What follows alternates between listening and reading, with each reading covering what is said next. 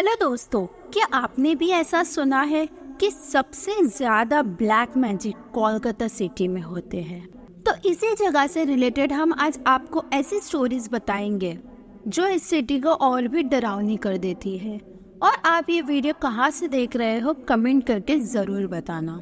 वैसे तो कोलकाता एक काफ़ी खूबसूरत शहर है। कोलकाता में ब्रिटिश एरा आज भी महसूस किया जा सकता है। तो आज हम इस वीडियो में कोलकाता शहर की 4 हॉन्टेड प्लेसेस की स्टोरी कवर करने वाले हैं, जहां आज भी काफ़ी ज़्यादा पैरानॉर्मल एक्टिविटीज़ होती है।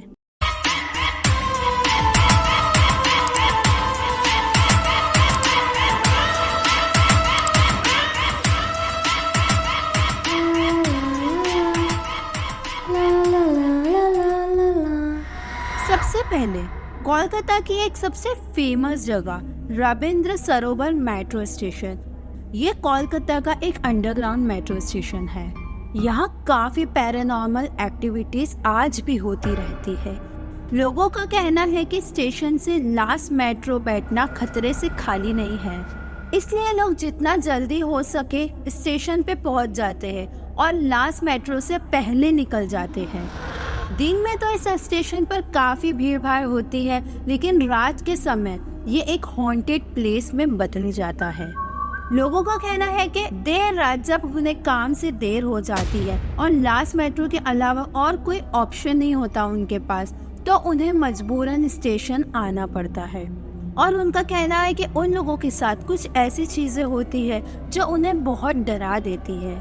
कई बार लोगों ने फील किया है कि कोई चीज होती है जो प्लेटफॉर्म पर उनके पीछे पीछे चलती है। उन्हें पता तो होता है कि पीछे कोई चल रहा है, लेकिन जैसे पीछे देखो तो वहाँ कोई नहीं होता। ये चीजें कई लोगों के साथ हुई। कई लोगों ने तो यहाँ तक कि कहा है कि कोई एक नहीं कई सारी आत्माएं हैं जो महसूस की जा सकती है। जैसे बहुत सारे लोग रात के समय चल रहे हो, बात कर रहे हो, जबकि वहाँ कोई नहीं होता। और कुछ लोगों ने तो प्लेटफॉर्म की दीवार पर कई सारी परछाइयाँ भी देखी है, जिस वजह से अब यहाँ रात के टाइम जल्दी कोई नहीं जाता।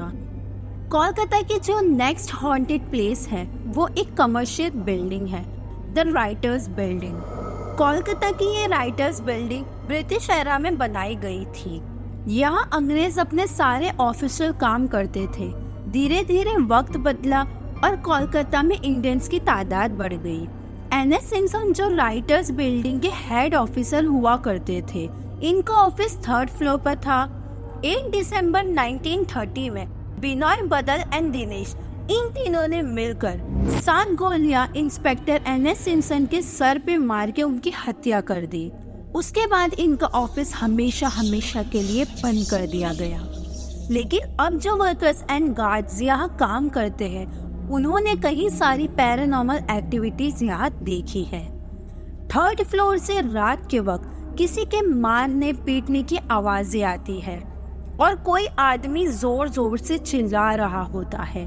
वहाँ के लोगों के लिए ये अब आम हो चुका है, लेकिन कमजोर दिल इंसान रात के वक्त यहाँ नहीं जा सकता। और शाम के बाद इस ऑफिस में कोई नहीं रुकता। यहाँ के एक वर्कर ने अपनी स्टोरी बताई कि एक बार की बात है, एक रात देर तक उन्हें यहाँ रुकना पड़ा किसी बहुत इम्पोर्टेंट काम की वजह से, और उनको भूत प्रेत की बातों में विश्वास नहीं था। वो शाम 8 से 9 बजे के बीच यहाँ काम कर रहे थे। बाकी सभी लोग जा चुके थे और इनका एक दोस्त वही बिल्डिंग के नीचे इनका वेट कर रहा था। पूरी तरह खाली बिल्डिंग थी और इनको ऊपर एक 3rd फ्लोर से टाइपराइटर की आवाज आती है। पहले तो इन्होंने इग्नोर कर दिया, लेकिन आवाज कंटिन्यू आ रही थी, जैसे कोई वहां बैठकर टाइपराइटर पर काम कर रहा हो। कुछ देर आवाज आने के बाद ये सोचते हैं कि चलो ऊपर जाके देखता हूँ, और साथ ही नीचे खड़े अपने दोस्त को भी ऊपर बुला लेता हूँ, क्योंकि अब इनको भी थोड़ा सा डर लग रहा था। दोस्त के आने के बाद इन्होंने उसको कुछ भी नहीं बताया, बस बोलते हैं ऊपर एक काम है, चल जाके आते हैं। जैसे ही ये लोग ऊपर वाले फ्लोर पर पहुंचते हैं तो टाइपराइटर की आवाज़ बंद हो जाती है अब सब कुछ देखकर फिर से नीचे उतरने के लिए लिफ्ट के पास जाते हैं तो आवाज फिर से आने लगती है। दोस्त ने कहा, ये आवाज कैसी, जबकि यहाँ हम दोनों के अलावा और कोई नहीं है। क्या किसी रूम में कोई और भी तेरी तरह काम कर रहा है? उसने बिना जवाब दिए आगे बढ़ा और उस रूम की तरफ गया तो वहाँ वो टाइपराइटर अपने आप चल रहा था, जैसे कोई कुछ टाइप कर रहा हो। ये दोनों ये देखकर बहुत डर जाते हैं, लेकिन फिर टेबल के पास जाने की सोचते हैं। जैसे ही आगे बढ़ते हैं तो टाइपराइटर की आवाज़ रुक जाती है, तो टाइपराइटर के पास रखी हुई चेयर अपने आप पीछे हो जाती है।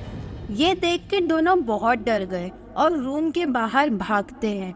लिफ्ट के लिए रुकने की हिम्मत नहीं थी। वो लोग सीढ़ियों के रास्ते से नीचे उतरने लगे। ग्राउंड फ्लोर पे आते ही देखते हैं कि लिफ्ट नीचे आ रही है। वो लोगों को कुछ भी समझ नहीं आ रहा था। अब लिफ्ट ग्राउंड फ्लोर पर रुककर रिटर्न ऊपर चली गई, लेकिन कैसे? पूरी बिल्डिंग में तो ये दोनों के अलावा और कोई नहीं था। तो ऊपर से लिफ्ट का बटन किसने दबाया? जान बचा के वहाँ से ये दोनों भाग निकले। दूसरे ही दिन इस वर्कर ने ये बात वहाँ के बाकी वर्कर्स को बताई ताकि वो भी कभी देर रात तक यहाँ ना रुके, और उनको बताया कि ये राइटर्स बिल्डिंग रियल में हॉन्टेड है। एनएस सिम्पसन की आत्मा आज भी रात के वक्त यहाँ आती है। लेकिन कोलकाता की ये हॉरर स्टोरी यहाँ एंड नहीं होती।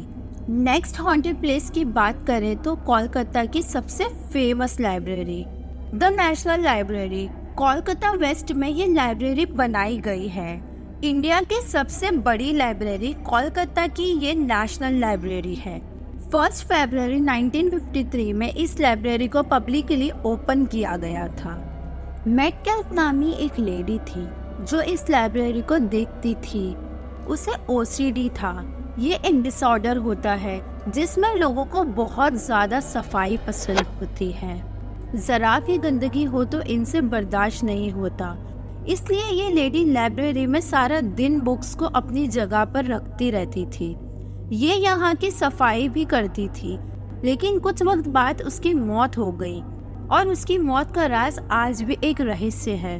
कोलकाता की इस लाइब्रेरी में जाने वालों का कहना है कि जब वो वहाँ पूरी साइलेंट में बुक्स पढ़ते रहते हैं तो किसी की सरसराहट की आवाज़ आती है। शाम के समय कई लोगों को एक वाइट ड्रेस में लेडी भी दिखाई दी जो कुछ ही सेकंड्स में गायब हो जाती है। कई लोगों का तो ये भी कहना है कि उन्होंने यहाँ सफाई करने की आवाज़ भी महसूस की है, जैसे कोई फ्लोर और टेबल की सफाई कर रहा हो। और जब कोई बुक एक जगह से निकालकर टेबल पर छोड़ दे तो वो बुक कई बार अपने आप अपनी सही जगह पर रखी होती है। रात के वक्त आसपास से गुजरने वाले लोगों ने भी कई बार कुछ अजीब सी आवाजें भी सुनी है।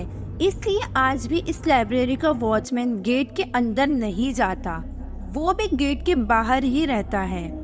कोलकाता के इन हॉन्टेड प्लेसेस में से सबसे ज्यादा डरावनी जगह द पुतलबारी मेंशन है। ये मेंशन द डॉल हाउस के नाम से भी जाना जाता है। इस मेंशन में हुई कई कहानियां हमारे सामने आई है। महाराज सवाई प्रताप सिंह ने ये पुतलबारी 1799 में बनवाया था। वक्त के साथ साथ यहाँ इतनी मौतें हुई है कि अब ये एक हॉन्टेड प्लेस बन चुकी है। पुराने लोगों की जानकारी के हिसाब से इस जगह पर एक वॉर हुई थी जिसमें कई लोग मारे गए थे और उनकी लाशें इसी जगह पर कई दिनों तक पड़ी हुई थी और फिर उन लाशों को एक खड्डे में डाल के एक साथ में ही दफना दिया गया था। इस वजह से उन सारे आदमियों की आत्मा आज भी वहां भटकती है। ये भी कहा जाता है कि इस घर के ओनर की एक बेटी हुआ करती थी जिसे डॉल्स का बहुत शौक था और उसे डॉल्स कलेक्शन करना बहुत पसंद था। इसलिए उसने पूरे मेंशन में डॉल्स रखी हुई थी और फर्स्ट फ्लोर का एक कमरा तो ऐसा था जिसमें सिर्फ डॉल्स ही थी। कुछ समय बाद उस लड़की के पास एक ऐसी डॉल आ गई जिसमें किसी की आत्मा थी और वो उस डॉल को अपने घर लेकर आ जाती है। कुछ वक्त बाद उस डॉल की वजह से उस लड़की की ही मौत हो जाती है।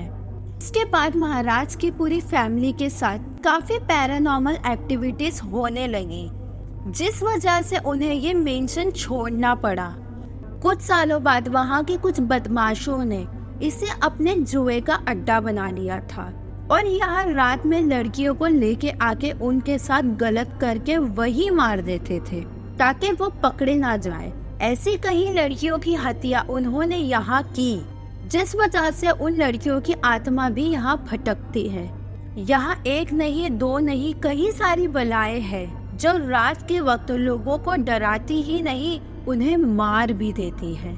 इसलिए लोग यहाँ जाने से भी कतराते हैं। अगर आप ये वीडियो कोलकाता से देख रहे हैं या कभी भी कोलकाता गए हो तो हमें कमेंट करके जरूर बताएं, और अगर आपका कोई इंसिडेंट हो तो हमारे साथ जरूर शेयर करें।